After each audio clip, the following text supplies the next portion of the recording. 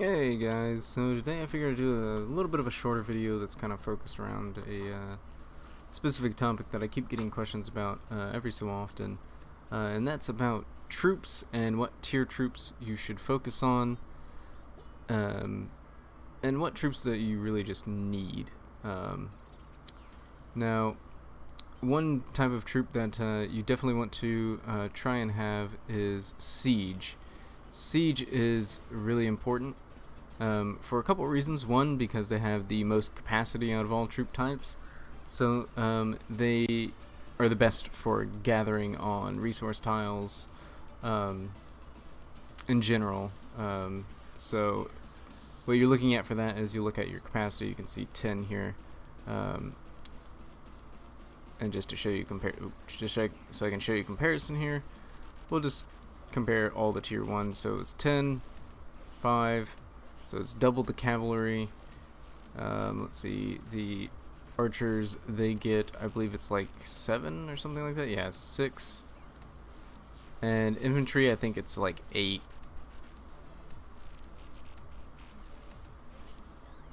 Nope, that's 7. Okay. So yeah, so 7, 6, 5, and then 10. So siege is very, very important for gathering. Another reason that siege is also really important in general is because when you're playing defensively, as in when somebody's attacking you, siege is going to be what you'll want to use for your kind of meat shield type of troop, as siege will always get hit first, especially the lower tier, because lower tier always gets hit first, depending on the type of troops that are being sent, of course, and depending on what troops of what tier you have exactly. So just to kind of explain that a little bit, you'll want to kind of focus on having around anywhere between the tier 2 and tier 4 siege that you'll stack. Preferably tier 3 is what you'll most likely stack more than anything. For defense, if you can, I'd do tier 4 honestly, but tier 3 is fine. Tier 2, for those that are more free to play, I would say is probably what you'd want to really focus on, but tier 3 is kind of that sweet middle ground kind of point that you'd really want to focus for the most part.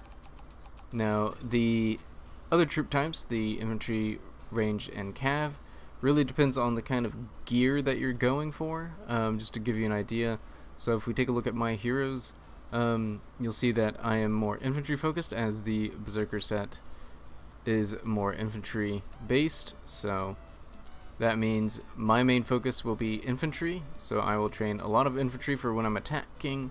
In defense, I'll probably stack more infantry than anything else, but you want to have kind of a good mix of troops of tier 5 and 4. But that tier 3 and 2 is where your meat shield's going to be. Tier 1, not so much. It used to be where you could really stack tier 1s and 2s and do pretty good, but not so much anymore because of the new armor set that was introduced. I think it was the Dark Lord set, if I remember right, where that focuses tier 1s. So it's like, well, there goes the tier 1s. So the next best thing as far as troops go is you want to look at their tiers.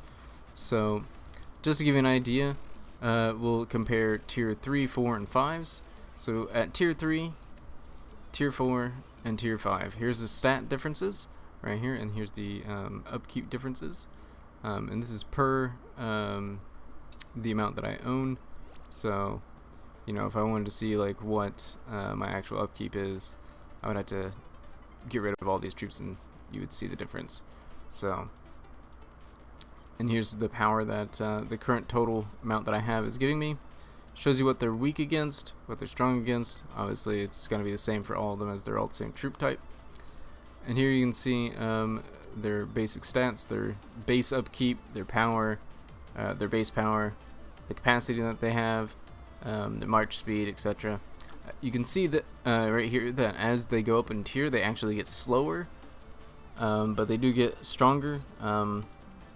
By the time you have tier 5s, they're about I'd say roughly about 40% stronger, give or take, as far as attack goes.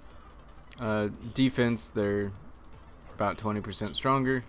And when it comes to HP, they're still a little significantly stronger. Probably about 15-20% roughly stronger there. And then you would have your capacity, which is the other thing that you'd want to look at for when you're gathering. But like I said before, when it comes to gathering, you will always use siege, as siege will always have the most capacity out of everything. So the main troops that you'd want to focus on, like I said, would be your whatever your gear that you're focusing on is. I would try and look at what the troop meta is in your kingdom. So for us, it's like infantry ranged. Mostly ranged right now seems to be the more popular choice, so you'd want to focus cavalry and stay away from infantry as much as you can, just for the sheer fact that people have really strong ranged troops, really strong ranged attacks, so your infantry will die really easily to that, unless you are on a 1-to-1 power counter to them. Then it's going to be kind of like you can kind of even it out. If you have more infantry and cav, you can even it out, but that's a little bit more complicated. I mean, you could just focus cav, as single troop attacks are going to be your strongest type, as you can focus that percentage a lot better. Not to mention you can only send one hero type anyway, and you want to get that set bonus, as that stacks that percentage even higher. As far as what tier troops you should focus on, I would pretty much ignore tier 1s almost entirely at this point. The only reason I even have tier 1s anymore is just because I built them back when they were still kind of useful. I'll probably just leave them there just because I already invested the resources. And I'll just let them die if I ever get hit. Tier 2s, tier 3s, that's where you're going to want to put your meat shield into siege. And tier 4s and 5s are going to be your attacking troops. Tier 6 is going to be kind of your rally and stronghold kind of troop type that you'd want to use, in my opinion, unless you can afford a ton of them. Then by all means do tier 5 and 6 for attacks. But honestly, for most people, tier 4 and 5 are pretty much all you're going to need for attacking. And defense, like I said, tier 3 is kind of your sweet spot where you'd want to focus. So hopefully that helps you guys out and answers all the questions that you guys had or will have for now. And if you guys have any more questions or anything, always feel free to leave a comment down below. And as always, guys, I'll catch you guys in the next video. Bye-bye.